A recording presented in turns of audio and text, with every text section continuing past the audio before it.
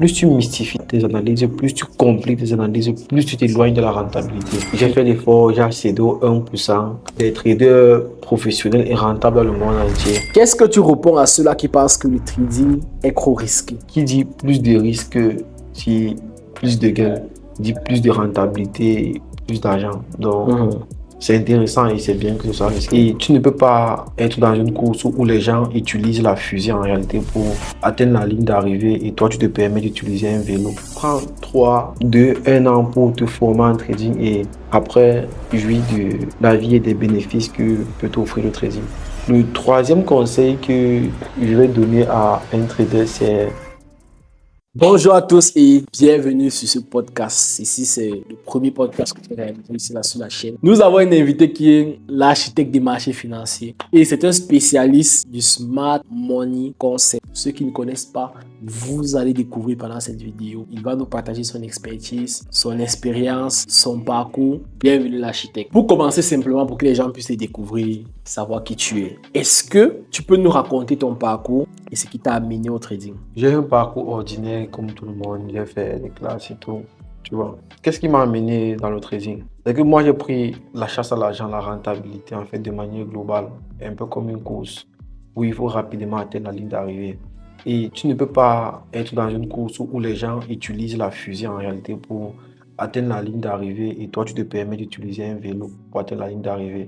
Donc du coup moi j'ai cherché un business en fait, on va dire un business Ferrari, un business moto en fait, qui devait me permettre de facilement atteindre la rentabilité qui est ma liberté financière. Donc, j'ai directement accroché sur le trading. Maintenant, qu'est-ce qui t'a particulièrement attiré vers le Smart Money Concept? Bon, ce qui m'a amené au Smart Money Concept, je ne dirais pas qu'il y a quelque chose de particulier qui m'a amené là-bas, tu vois. C'est juste que c'est le premier concept que j'ai commencé à apprendre. Et je suis resté fidèle au concept. Donc, il n'y a pas quelque chose de mystérieux derrière. Maintenant, quelle est la plus grosse difficulté que tu as rencontrée dans tes débuts? Bon, la plus grosse difficulté que j'ai rencontrée dans mes débuts. Donc, tellement j'ai rencontré des difficultés que je ne sais pas comment classer. Je ne sais pas s'il y a une difficulté qui est plus grosse que l'autre, tu vois. Mais déjà, la difficulté qui m'a le plus choqué en réalité, c'était que je devais sacrifier au moins un pan de ma vie pour pouvoir rapidement évoluer dans le trading, tu vois. Donc, du coup, j'étais obligé, pas été obligé en fait, j'ai décidé de sacrifier un an à l'école. Tu vois, donc j'ai sacrifié une année scolaire pour être focus, pour pouvoir évoluer et rapidement toucher la rentabilité. Est-ce que tu recommandes à quelqu'un de sacrifier aussi un an de scolaire? Non, pas s'il peut en fait. Tu vois, je pense que chacun a son mindset. S'il peut être repoussé par sa famille, s'il peut fuir, s'il peut, tu vois. S'il peut assumer, bien sûr, il le fait, mais au cas contraire, il ne le fasse pas. Et si j'ai fait ça comme ça, en fait, c'est pour aider aussi un bon nombre de personnes. Donc, à partir de maintenant, j'accompagne les personnes comment faire du trading en même temps, faire l'école. Bon, je pense que vous avez vu, c'est un trader du SMC, le Smart Money Concept. Et beaucoup d'entre vous, vous ne connaissez pas c'est quoi le Smart Money Concept. Donc, il va nous expliquer, pour tous ceux-là qui ne comprennent pas, qui s'intéressent sur ce style de trading en particulier. Alors, prochaine question. Pour quelqu'un qui ne connaît pas du tout, c'est quoi le Smart Money Concept? Ce concept est adossé sur la structure du marché, sur la théorie de dos, tu vois. Donc, c'est un concept qui nous permet de comprendre la structure du marché et de naviguer, de surfer sur des mouvements vraiment intéressants. Donc, de manière globale, je peux dire que c'est ça le Smart Money Concept avec l'ajout de quelques concepts un peu comme des liquidités, des break blocks, des mitigation blocks et juste des trucs comme ça. Ok. Maintenant, quoi est-ce que le Smart Money Concept est différent des autres méthodes? Peut-être dans l'application des indicateurs, peut-être dans la stratégie. Quelle est la différence avec les autres? Bon, moi, je ne trouve pas de réelle différence avec les autres. Celui qui se sent à l'aise avec les indicateurs et qui sait utiliser les indicateurs, qu'il y aille. Moi, particulièrement, je ne sais pas utiliser les indicateurs. Je n'ai jamais utilisé un indicateur, tu vois.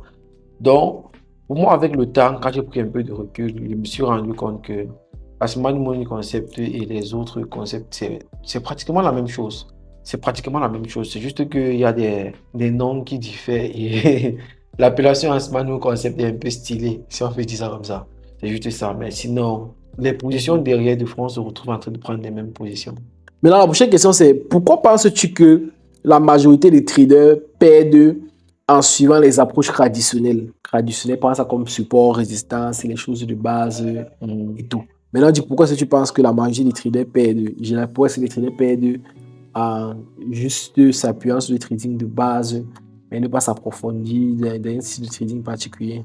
Moi, je pense que, au contraire, c'est quand on utilise le trading de base qu'on est même plus rentable. Parce que plus tu mystifies tes analyses, plus tu compliques tes analyses, plus tu t'éloignes de la rentabilité. Donc, les concepts de base, pour moi, restent jusqu'à présent les meilleurs concepts à trader, à utiliser pour trader. Ok, les gars, je pense que pour ceux qui ne connaissent pas le Smart Money Concept, avec ce qu'il vient de dire, il vous a suffisamment éclairé. Dans la prochaine partie, c'est là où nous allons voir une application pratique. Il va donc devoir ici là nous montrer comment est-ce que vous pouvez faire pour ceux-là qui sont les débutants, les intermédiaires ou même les pros qui s'intéressent au Smart Money Concept pour vous lancer dans ça. La première question, c'est comment est-ce qu'un débutant peut commencer à apprendre et appliquer le Smart Money Concept? Pour qu'il apprenne, pour qu'il commence à appliquer le Smart Money Concept, la première des choses que je lui recommande, n'est-ce pas, ce serait d'apprendre la théorie de dos. Qu'il commence à apprendre la structure du marché. Parce que dans le Smart Money Concept, qu'est-ce que nous on dit, qu'est-ce qu'on pense et comment est-ce qu'on voit le marché? Le marché est fractal. C'est-à-dire les gros mouvements qu'on voit avec l'idée, ce sont ces mêmes mouvements qui se répètent en M15. Donc, s'il parvient déjà à faire la structure du marché dans plusieurs unités du temps et pouvoir combiner cela, tu vois un peu, pour pouvoir prendre peut-être une position là, il aura réussi la semaine du concept à minimum 70%. Non. Ok. Prochaine question. Quels sont les outils indispensables pour pratiquer le Smart Money Concept? Bon, l'outil indispensable pour pratiquer le Smart Money Concept, c'est juste son œil. Tu vois, ta capacité à pouvoir voir clair, à pouvoir identifier la structure du marché. Mais sinon, en termes d'outils palpables et tout, tu n'as pas besoin de grand-chose. Tu n'as pas besoin de quelque chose. Ok les gars, nous allons maintenant aborder une nouvelle partie. Dans cette partie-ci, on va parler de mindset et de discipline. Il va nous donner ses stratégies par rapport à la discipline à avoir en tant que trader et au mindset à acquérir. Selon toi, quelle place joue le mindset dans le domaine du trading? Bon, dans le trading, le mindset joue un rôle crucial et très important, tu vois. Parce que sans mindset, je ne sais pas ce que tu peux faire. Je vais prendre l'exemple, quelqu'un qui gère un compte de trading de $10 et une autre personne qui gère un compte de trading de 100 000 dollars, par exemple. Les deux utilisent peut-être les mêmes concepts, mais les deux n'ont pas le même mindset. Pour que la personne qui gère un compte de trading, pour qu'il puisse gérer, celui qui gère le compte de trading de 100 dollars, de 10 dollars, pour qu'il puisse monter, n'est-ce pas, à 1000 dollars, en réalité, il n'a pas besoin de faire monter sa stratégie, non. Mais il a besoin de level up son mindset, tu vois. Il arrive à 1000 dollars, il level up encore le mindset pour 5000 dollars, il level up encore le mindset pour 100 000 dollars et peut-être pourquoi pas 1 million de dollars. Donc, le mindset, en fait, c'est quelque chose de vraiment crucial. C'est quelque chose qui est au centre du trading. Un mauvais mindset, c'est un mauvais trader. Un excellent mindset, c'est un trader en beau.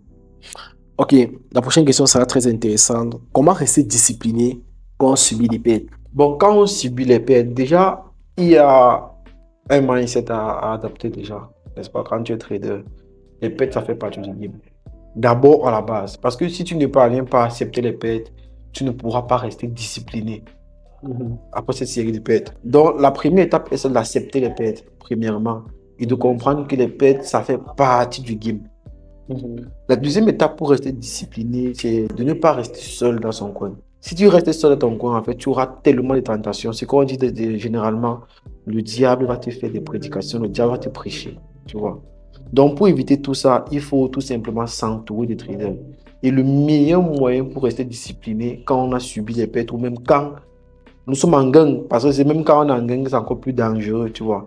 Tu vas te croire peut-être le plus fort de la terre et tout, tu vas trader et tout. Pour rester discipliné quand tu as fait énormément de pertes, c'est Pour moi, la solution, en fait, ce qui m'a aidé, c'était de trader en communauté.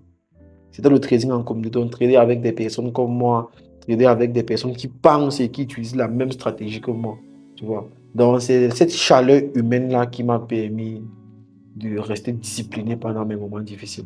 Ok les gars, on va continuer et cette fois-ci, on va parler de rentabilité et du business du trading en lui-même. On va parler d'argent. La première question c'est, qu'est-ce que tu réponds à ceux-là qui pensent que le trading est trop risqué? Bon, ceux qui disent que le trading est trop risqué, déjà de base, ils n'ont pas tort, mais le trading est peut-être plus risqué que les autres activités. Mais déjà, nous tous au quotidien, on vit déjà un certain risque, n'est-ce pas? Mais peut-être le trading est un peu plus risqué. Mais pour moi, le trading est trop risqué, est plus risqué que les autres activités. C'est vrai, c'est un fait. Et c'est normal. Donc, ils ont raison de croire que le trading est risqué. Mais qui dit plus de risques dit plus de gains, dit plus de rentabilité, plus d'argent. Donc, c'est intéressant et c'est bien que ce soit risqué. Donc les gars, c'est là où il y a le plus de risques, il y a le plus d'argent. On va continuer simplement. D'après toi, est-ce que tu recommandes à quelqu'un d'utiliser les propres films dans son aventure du trading? Est-ce que tu peux définir simplement qu'est-ce que c'est qu'une propre film et de nous dire si tu recommandes? Donc déjà, une propre film, c'est une entreprise à but lucratif. On ne fait pas la charité là-bas. Donc, l'objectif de la propre film, c'est de gagner le maximum d'argent possible. Donc, ce sont des entreprises à but lucratif qui mettent de l'argent à disposition des traders qui sont performants. Et leur business model, c'est de gagner de l'argent sur l'achat des comptes. Donc, il y a des gens qui vont acheter des comptes peut-être par suivisme et tout. Ils vont perdre le challenge et c'est comme ça que derrière la propre firme gagne de l'argent. Et le deuxième business model de la propre firme, c'est quoi? C'est de copier le trade, les trades des traders qui sont rentables et qui sont consistants chez eux. Donc, par exemple, si tu as payé un challenge de propre firme, tu as eu à valider la première phase, la deuxième phase, tu as eu à faire 2-3 retraits et on voit une certaine cohérence et une régularité dans ta manière de trader, n'est-ce pas? Eux, de leur côté, ils vont se permettre de copier tes trades sur des comptes beaucoup plus intéressants pour pouvoir gagner de l'argent. Donc, en soi, les propres films, c'est un peu comme un test, en fait, pour recruter des personnes qui doivent trader pour eux. Est-ce que je peux recommander les propres films à quelqu'un? Pour moi, je dirais oui, mais pas pour un débutant, n'est-ce pas? Donc, pour des personnes qui ont déjà une certaine compétence et qui cherchent le deuxième C, n'est-ce pas? Parce que le premier C en trading, c'est la compétence. Le deuxième C, c'est le capital, tu vois. Une fois que tu as réuni ces deux trucs-là, plus rien ne peut t'arrêter. Donc, si tu as il y a le premier C, qui est la compétence, et tu es en recherche du capital, je pense que trader peut-être avec 50 000 $, 30 000 $, 15 000 $, c'est beaucoup plus flexible, c'est beaucoup plus rentable que de trader avec 10 $. Oui, je recommande les propres films, mais pas à n'importe qui. Aux traders qui ont déjà la compétence. Alors on dit que les propres films sont pour ceux-là qui connaissent déjà trader. Maintenant les gars, nous allons lui poser certaines questions pour lui demander quels sont les conseils qu'il peut nous donner et l'inspiration qu'il peut nous insuffler. Donc, on arrive bientôt à la fin. Si tu pouvais donner 3 conseils essentiels à un trader débutant, ça serait lesquels? Donc, le premier conseil que moi je vais donner à un trader débutant, c'est que la conséquence conseille mieux que le conseil. Donc, tout ce que je vais raconter, ce serait pour moi. Et déjà, le deuxième conseil, n'est-ce pas, que je vais donner à un débutant, c'est mettre beaucoup plus l'accent sur le money management dans ta formation.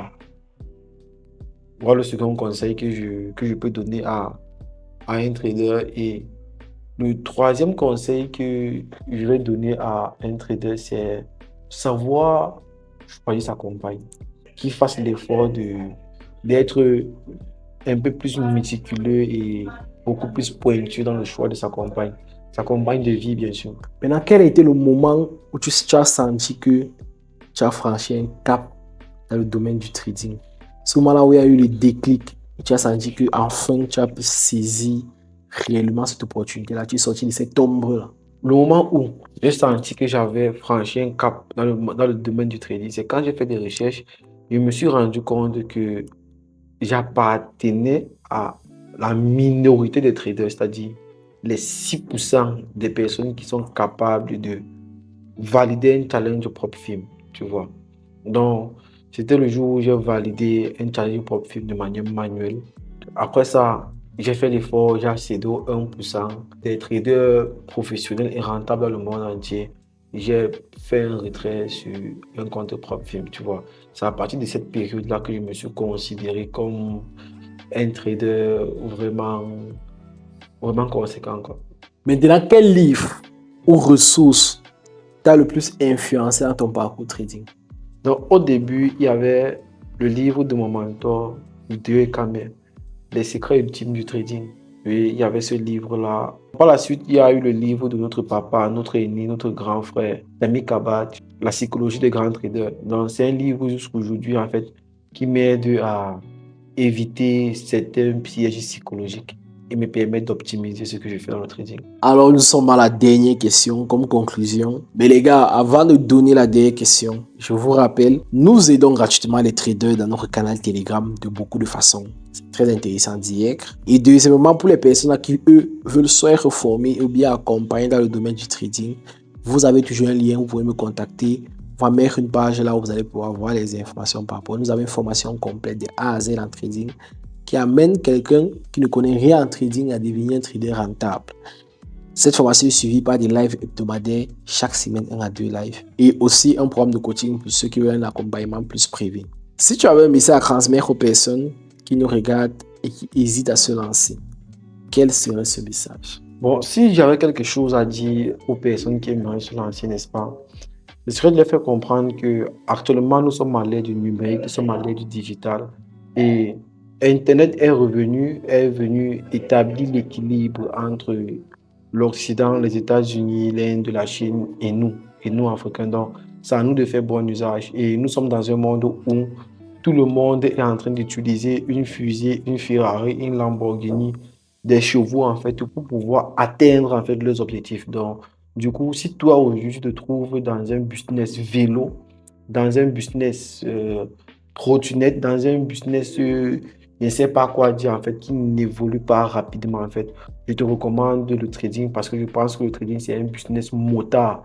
c'est un business fusée en réalité. Donc, il y a les papas, les parents au village qui ont l'habitude de nous dire que quand on te demande de scier ou de couper un arbre en 15 minutes, prends 12 à 13 minutes pour pouvoir aiguiser ta matière. Donc, prends 3, 2, 1 an pour te former en trading et après, jouis de la vie et des bénéfices que peut t'offrir le trading. Je pense qu'il a tout dit dans ce podcast-là. Nous sommes en train de développer la série sur les podcasts. Nous allons essayer de faire de plus en plus de podcasts.